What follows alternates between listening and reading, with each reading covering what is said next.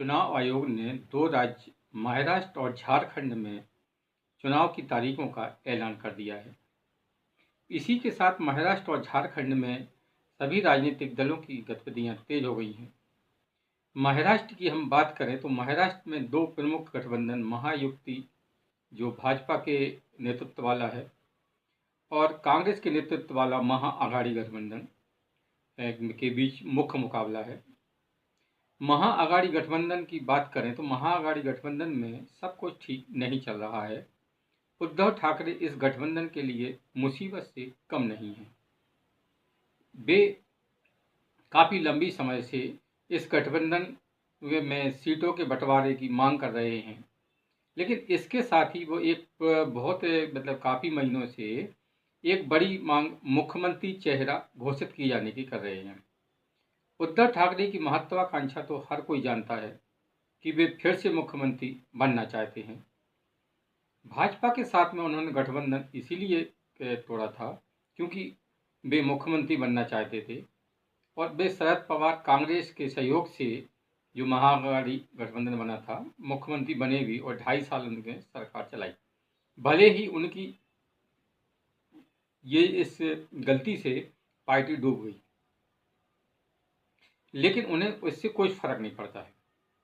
उद्धव ठाकरे एक बार फिर से यही कोशिश में जुटे हैं कि महाआघाड़ी गठबंधन उनको मुख्यमंत्री पद का उम्मीदवार घोषित कर दे, लेकिन महाआघाड़ी गठबंधन ऐसा करना नहीं चाहता है। उसके कई नेता ऐसे ये बात साफ कर चुके हैं कि चुनाव के बाद में जिस पार्टी को ज़्यादा सीटें मिलेंगी उसी का मुख्यमंत्री बनेगा।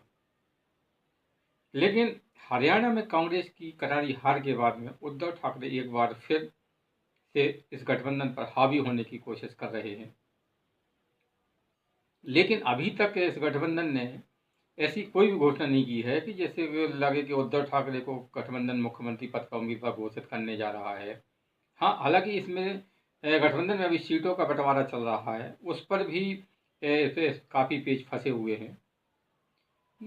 उद्धव ठाकरे अब ऐसा लगता है कि महाआघाड़ी गठबंधन के लिए मुसीबत बनते जा रहे हैं, क्योंकि लोकसभा चुनाव में अगर आपको ध्यान हो तो सबसे ज़्यादा सीटों पर चुनाव शिवसेना उद्धव ठाकरे ने लड़ा था। शरद पवार के दबाव में इनको उधर जो 48 लोकसभा सीटें हैं उनमें से 21 पर इन्हें दी गई, इन्होंने चुनाव लड़ा था, लेकिन इनको सीटें मिली कितनी? 9। कांग्रेस ने इनसे 7 सीटों पर चुनाव कम लड़ा था और कांग्रेस को सीटें मिली थी 7। यानी कांग्रेस का प्रदर्शन उद्धव की शिवसेना से ज़्यादा अच्छा था। लेकिन हरियाणा में कांग्रेस की हार के बाद में जो महाआघाड़ी गठबंधन के जो उनके साथी हैं, ये उद्धव ठाकरे जी हों और आपके शरद पवार हों, तो ये दोनों ही अब कांग्रेस को दबाने की कोशिश कर रहे हैं, लेकिन कांग्रेस ने अभी तक अपने पत्ते नहीं खोले हैं। कांग्रेस एक राष्ट्रीय पार्टी है और जाहिर सी बात है कि अगर वो ज़्यादा सीटों पर चुनाव लड़ेगी तो उसको फायदा होगा, लेकिन ऐसा फिलहाल होता दिख नहीं रहा है। ये कहना गलत नहीं होगा कि महाआघाड़ी गठबंधन यानी कांग्रेस और शरद पवार के लिए उद्धव ठाकरे अब एक बोझ बनते जा रहे हैं। वो एक ऐसे है कि ना तो पार्टी ये गठबंधन से इनको अलग किया जा सकता है और ना ही इनकी मांगें मानी जा सकती हैं। वैसे भी ये उद्धव ठाकरे पर पूरी तरह विश्वास करना इस गठबंधन को महंगा पड़ सकता है, क्योंकि ये सालों पुराना गठबंधन इन्होंने सिर्फ भाजपा के साथ में था, जो इसलिए तो छोड़ दिया था क्योंकि इनकी महत्वाकांक्षा मुख्यमंत्री बनने की थी। उसके लिए इन्होंने ऐसे गठबंधन बनाया जिससे इनकी वैचारिक मतभेद थे, है ना।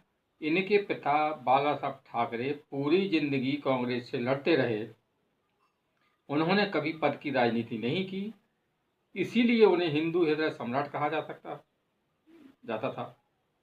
लेकिन उनके बेटे होने के बावजूद उद्धव ठाकरे ने अपनी पिता की विरासत को नहीं संभाला। नतीजा ये हुआ कि पार्टी 2 भागों में बट गई। और अगर आज की डेट में देखें तो शिंदे की शिवसेना जहां मजबूत दिखती है, वहीं उद्धव की शिवसेना कमजोर दिखती है। खैर, ये तो विधानसभा चुनाव के बाद भी ही पता चलेगा कि कौन कितने पानी में है।